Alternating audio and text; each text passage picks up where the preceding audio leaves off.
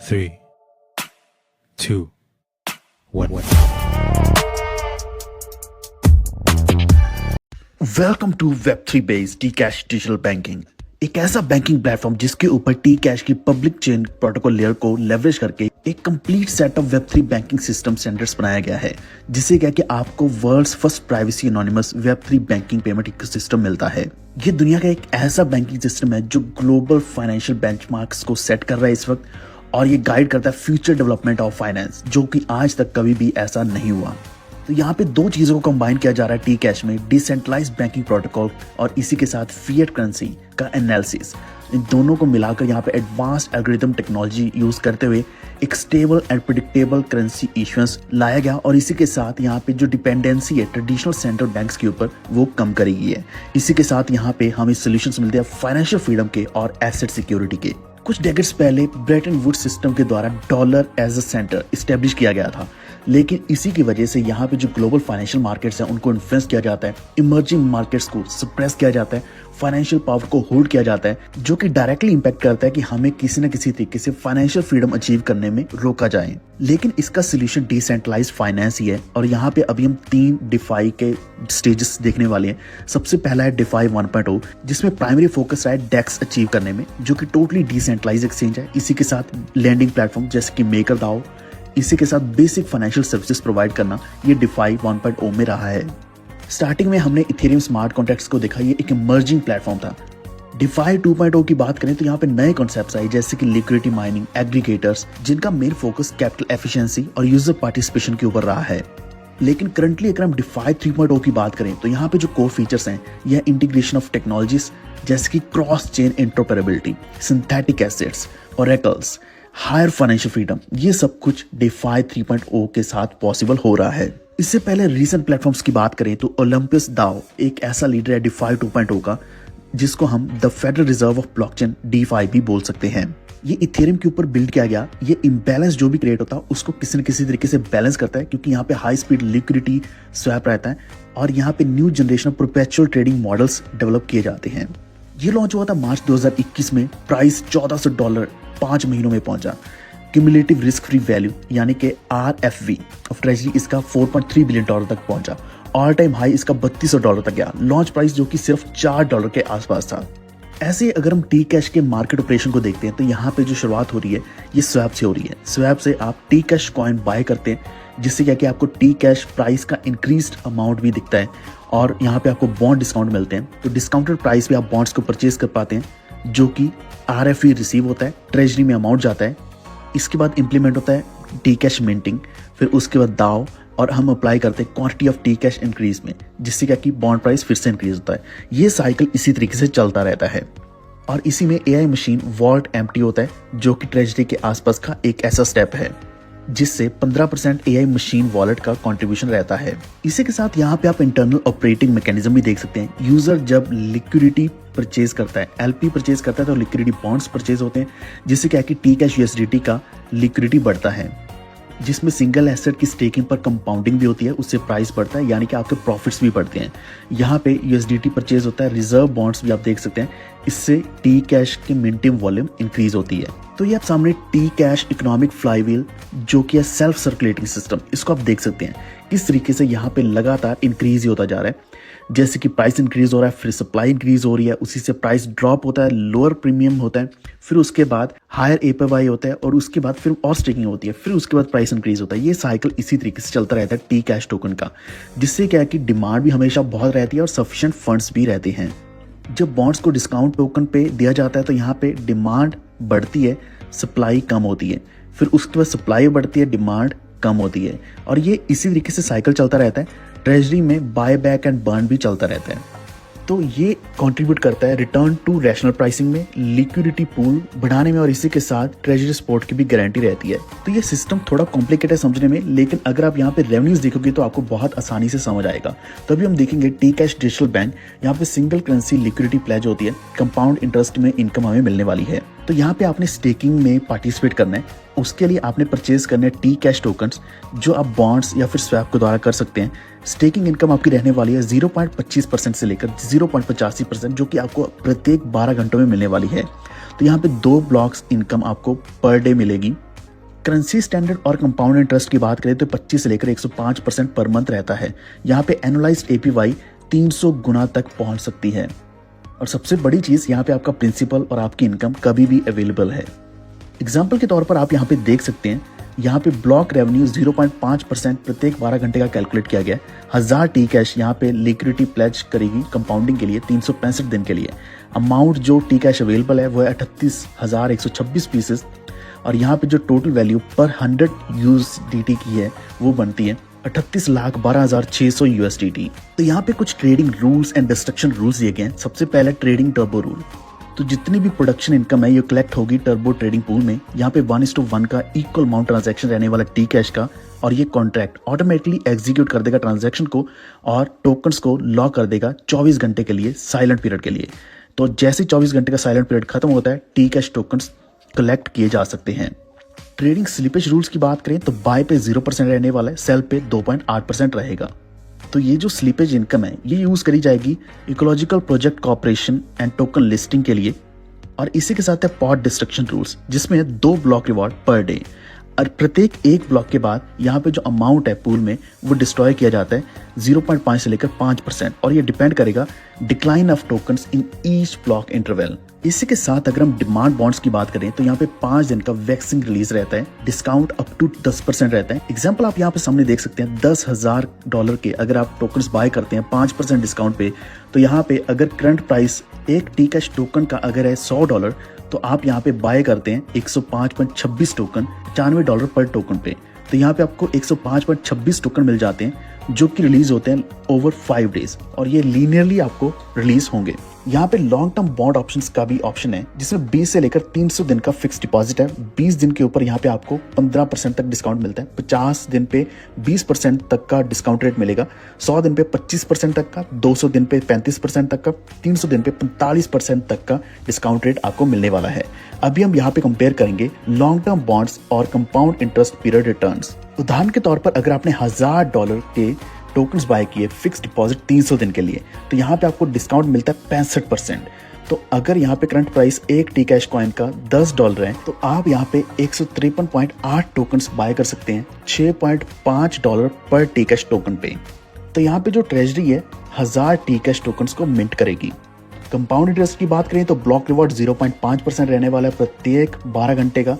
तो यहाँ पे आप देखोगे 153.8 T cash compound interest cycle अगर हम देखते हैं दिनों के हिसाब से 20 दिन में यहाँ पे जो चेंज इन रिटर्न्स रहने वाला है टी कैश का अमाउंट 187 रहेगा। टी कैश प्राइस अगर 10 USDT के हिसाब से अगर हम देखें तो यहाँ पे 1870 USDT होगा, 100 USDT के हिसाब से 18,700 USDT, 200 USDT के हिसाब से 37,400 USDT। आप कंपेयर कर सकते हैं टेबल में जो कि 50 दिन, 100 दिन, 200 और 300 दिन के हिसाब से भी दिया गया है, जो कि लास्ट 300 दिन का दिया हुआ है। यहाँ पे 3066 है चेंज इन रिटर्न्स और 10 USDT के हिसाब से 30,660 USDT बनता है और 100 के हिसाब से 3,06,600 USDT बनता है और 200 USDT के हिसाब से 6,13,200 USDT बनता है। इसी के साथ अगर हम इंटरैक्शन रिवॉर्ड्स की बात करें तो यहाँ पे 20 लेयर्स दिए गए हैं। एक पहला जो लेयर है यहाँ पे स्टेकिंग टी कैश है 100 U का, यहाँ पे डिविडेंड रिवॉर्ड रहेगा 6 से लेकर 20%। दूसरे लेयर में 200 USDT का स्टेकिंग टी कैश है, यहाँ पे 3 से लेकर 10% का डिविडेंड रिवॉर्ड रहेगा और ये सेम चलने वाला है 5th लेयर तक जहाँ पे आपको 800 USDT स्टेकिंग टी कैश के करनी है। इसके बाद है 1.2% से लेकर 4%, ये आपका 6th लेयर से लेकर 10th लेयर तक सेम रहने वाला है। फिर 11th लेयर से 0.6 से लेकर 2% डिविडेंड रिवॉर्ड रहेगा और ये कंटिन्यूस सेम चलेगा 20वें लेयर तक। लेकिन आपका जो स्टेकिंग टी कैश है ये बढ़ता रहेगा जो कि लास्ट लेयर तक है 3800 U। तो जैसे ही आपका टर्बो कंप्लीट होगा आप अपने रिवॉर्ड्स को कलेक्ट कर सकते हैं। तो ध्यान रखना यहाँ पे फ्लोटिंग रेट 30 से लेकर 100% रहने वाला है। आपका प्रत्येक जो बोनस है वो आपके 10% प्रीवियस डे के ग्लोबल पार्टिसिपेटिंग बॉन्ड परफॉर्मेंस के बेसिस पर रहने वाला है, वही इसकी as a reference value use करी जाएगी। अभी हम नेक्स्ट बात करेंगे कम्युनिटी कंट्रीब्यूशन रिवॉर्ड के बारे में। तो यहाँ पे T1 से लेकर T9 तक लेवल्स दिए गए। पहले लेवल पे यहाँ पे अगर स्टेकिंग 200 U की होती है तो मेन कम्युनिटी में 20,000 यू की यहाँ पे अगर कंट्रीब्यूशन है, सब कम्युनिटी में 5,000 USDT है, तो रिवॉर्ड आपको मिलेगा 6 से लेकर 20% का। इसी तरीके से और भी लेवल्स दिए गए जिसमें आपका जो स्टेकिंग है मेन कम्युनिटी का और सब कम्युनिटी का, अगर इन स्टैंडर्ड्स को मैच किया जाएगा तो आपका जो रिवॉर्ड है वो बढ़ता चला जाएगा। T9 की बात करें तो यहाँ पे 12,000 यू की स्टेकिंग होगी, 20 मिलियन यू की मेन कम्युनिटी, 5 मिलियन यू की सब कम्युनिटी, तो यहाँ पे आपको रिवॉर्ड मिलेगा 30 से लेकर 100% का। तो ये जो कम्युनिटी है ये बेस्ड होगी high level of the ecosystem के ऊपर और प्रोवाइड करेगी कोरस्पॉन्डिंग पर्सनल स्टेकिंग। ये जो प्रत्येक बोनस है ये 1% प्रीवियस डे के ग्लोबल पार्टिसिपेशन बॉन्ड परफॉर्मेंस के बेसिस पर रहने वाला है, जिसको एज ए रेफरेंस वैल्यू लिया जाएगा। और इसका जो फ्लोटिंग रेट है ये 30 से लेकर 100% तक रहने वाला है। अभी हम बात करेंगे dynamic reward floating value rules के बारे में। प्रत्येक डिविडेंड रिवॉर्ड जो रहने वाला है ये इश्यू किया जाएगा 10% प्रीवियस डे के ग्लोबल पार्टिसिपेटिंग बॉन्ड परफॉर्मेंस के बेसिस पर, जो आपको बताया कि as a reference value use किया जाएगा। अगेन यहाँ पे फ्लोटिंग रेट 30 से लेकर 100% है। इसको समझने के लिए हम यहाँ पे एग्जांपल लेते हैं। अगर total amount of bond purchase पूरे नेटवर्क का 5 मिलियन USDT है, तो यहाँ पे रेफरेंस वैल्यू 10% बॉन्ड परफॉर्मेंस की रहेगी, यानी कि 5 लाख USDT का 10%। तो इसके लिए आप सामने केस 1 एंड केस 2 की एग्जांपल ले सकते हैं, जिसमें न्यूली परचेज बॉन्ड्स है 5 लाख USDT, जहाँ पे 100% डायनामिक रिवॉर्ड है, और दूसरा केस है जिसमें 1.5 लाख USDT का है और इसमें 30% डायनामिक रिवॉर्ड है। अभी हम बात करेंगे credit score benefits and distribution rules के बारे में। तो यहाँ पे भी T1 से लेकर T9 तक दिया गया। यहाँ पे T1 पे 6% रहने वाला है, T2 पे 5%, फिर इसके बाद 4%, और लास्ट जो लेवल है यहाँ पे 1% आपको मिलने वाला है। तो टोटल यहाँ पे रैंक बेस्ड प्रॉफिट शेयरिंग रहने वाली है 30% की। तो रिवॉर्ड्स को कलेक्ट किया जा सकता है टर्बो कंप्लीट करने के बाद। Credit score based profit sharing रहने वाली है 50%। तो यहाँ पे कुछ और रूल्स आप भी समझ सकते हैं, जिसमें ब्लॉक एक्सप्लोजन 15% ट्रांजैक्शन फी इनकर करेगी। तो आपके 2 क्रेडिट स्कोर पॉइंट अर्न करने पर आपकी जो फीस है 1% रिड्यूस भी होगी। तो ये सबसे बड़ा आपको फायदा मिलने वाला है, क्योंकि यहाँ पे जैसे ही आपके 30 क्रेडिट स्कोर हो जाएंगे तो आपकी फीस टोटली वेव ऑफ हो जाएगी, यानी कि इसके बाद आपको फी नहीं लगने वाली। इसी के साथ प्लस 2 पॉइंट्स आपको प्रत्येक नए रेफरल के मिलने वाले हैं, प्लस 2 पॉइंट्स आपको एडिशनल लेयर ऑफ इंटरेक्शन के भी मिलने वाले हैं। मैक्सिमम स्कोर आप यहाँ पे 100 पॉइंट्स अचीव कर सकते हैं।